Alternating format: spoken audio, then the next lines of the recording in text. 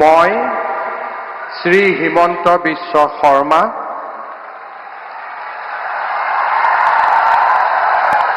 ঈশ্বৰৰ নামত শপত লওঁ যে বিধিৰ দ্বাৰা স্থাপিত ভাৰতৰ সংবিধানৰ প্ৰতি মই প্ৰকৃত বিশ্বাস আৰু আনুগত্য পোষণ কৰিম।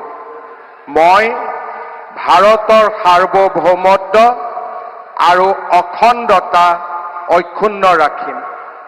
মই অসমৰ মুখ্যমন্ত্ৰী হিচাপে মোৰ কৰ্তব্য বিশ্বস্ততাৰে আৰু শুদ্ধ অন্তঃকৰণেৰে সম্পাদন কৰিম আৰু মই ভয় বা পক্ষপাত, অনুৰাগ বা বিদ্বেষ নোহোৱাকৈ সংবিধান আৰু আইন অনুসাৰে সকলো শ্ৰেণীৰ লোকৰ প্ৰতি ন্যায় আচৰণ কৰিম।